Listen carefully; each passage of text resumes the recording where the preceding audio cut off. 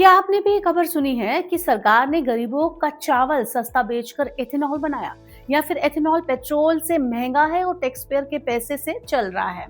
अगर आपके मन में भी यही सवाल है तो रुक जाइए, क्योंकि सरकार ने इन सारे दावों को विस्तार से इसका जवाब दिया है। पीआईबी यानी कि प्रेस इंफॉर्मेशन ब्यूरो ने एथेनॉल ब्लेंडेड पेट्रोल प्रोग्राम को लेकर कई बड़े दावे किए हैं। तो आखिर सच क्या है? क्या एथेनॉल बनाने के लिए गरीबों का राशन इस्तेमाल हो रहा है?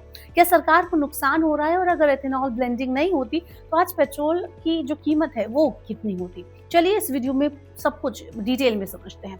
सबसे पहले जानते हैं मामला क्या है। हाल ही के दिनों में कुछ रिपोर्ट्स और सोशल मीडिया पोस्ट में दावा किया गया कि एफसीआई का चावल, जिसकी कीमत लगभग 37 रुपए पर केजी थी, उसे एथेनॉल बनाने के लिए कंपनियों को सिर्फ 23 रुपए पर किलो के हिसाब से दे दिया गया। इससे सरकार को हजारों करोड़ रुपए का नुकसान हुआ। साथ ही ये भी कहा गया कि एथेनॉल पेट्रोल से महंगा है और E20 फ्यूल सिर्फ सरकारी सब्सिडी की वजह से चल रहा है। लेकिन सरकार ने इन सभी दावों को भ्रामक और अधूरी जानकारी पर आधारित बताया है। सरकार का पहला जवाब है कि गरीबों के हिस्से का अनाज नहीं लिया जाता। सरकार का कहना है कि एथेनॉल बनाने के लिए कभी भी पब्लिक डिस्ट्रीब्यूशन सिस्टम यानी कि राशन योजना, नेशनल फूड सिक्योरिटी एक्ट या बफर स्टॉक के लिए रखा गया अनाज इस्तेमाल नहीं किया जाता। सबसे पहले देश की खाद्य सुरक्षा सुनिश्चित की जाती है। उसके बाद अगर एफसीआई के पास एक्स्ट्रा स्टॉक बचता है तभी एथेनॉल उत्पादन के लिए मंजूरी दी जाती है। इतना ही नहीं, कई मामलों में टूटा हुआ चावल, खराब अनाज और ऐसा स्टॉक जो इंसानों के खाने के लायक नहीं है, उसको एथेनॉल बनाने के लिए इस्तेमाल किया जाता है। यानी सरकार का दावा है कि इससे गरीबों का राशन नहीं छीना जा रहा है, बल्कि बेकार पड़े अनाज का बेटर इस्तेमाल किया जा रहा है।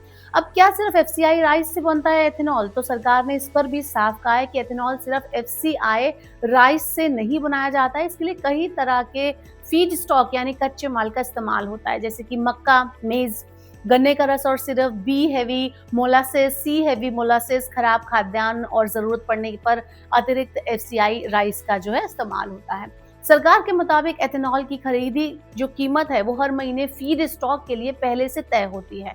यानी एफसीआई राइस को कोई भी विशेष छूट नहीं दी जाती है।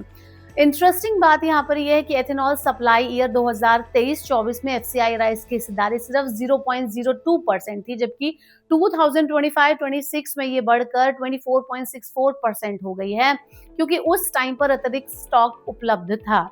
अब अगर एथेनॉल नहीं होता तो क्या पेट्रोल महंगा होता तो कितना महंगा होता?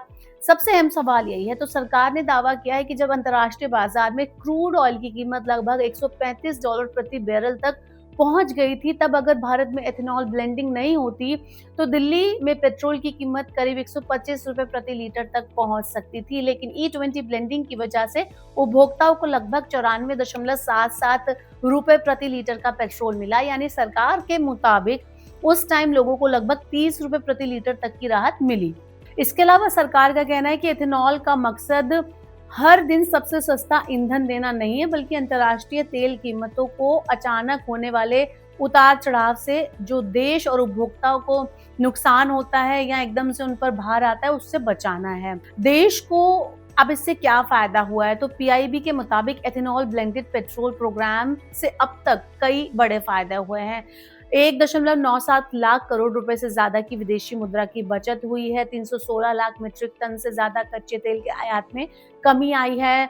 950 लाख मीट्रिक टन से ज्यादा CO2 उत्सर्जन में कमी आई है। किसानों और डिस्टिलरी को 1.66 लाख करोड़ रुपए से ज्यादा का भुगतान किया गया है। सरकार का कहना है कि इससे किसानों को अतिरिक्त आय मिली है और देश की एनर्जी सिक्योरिटी भी मजबूत हुई है। सरकार सिर्फ खाद्यान्न आधारित एथेनॉल पर डिपेंड नहीं रहना चाहती, इसलिए प्रधानमंत्री G1 जो योजना है उसके तहत अब कृषि अवशेष यानी जो क्रॉप रेजिड्यू हैं वो बनने वाले सेकेंड जनरेशन यानी 2G एथेनॉल को भी बढ़ावा दिया जा रहा है। इससे फ्यूचर में खाद्यान्न पर डिपेंडेंसी कम हो जाएगी। तो ओवरऑल देखा जाए तो एज पर पीआईबी कहा जा रहा है कि एथेनॉल जो है वो किसी भी तरह से किसानों के राशन या राइस के दाम को कम करके नहीं बनाया गया है और इससे पेट्रोल के दाम कम हुए हैं और इसको सब्सिडी के बैसाखियों के तौर पर नहीं चलाया जा रहा है। तो अब इस पूरे मुद्दे पर आपकी क्या राय है? कि एथेनॉल ब्लेंडिंग भारत के लिए सही कदम है या फिर इसमें खाद्य सुरक्षा और ईंधन की कीमतों पर असर पड़ रहा है? आपका क्या मानना है? कमेंट बॉक्स में हमें जरूर बताएं और इस तरह की और वीडियोस के लिए देखते रहिए जी बिजनेस।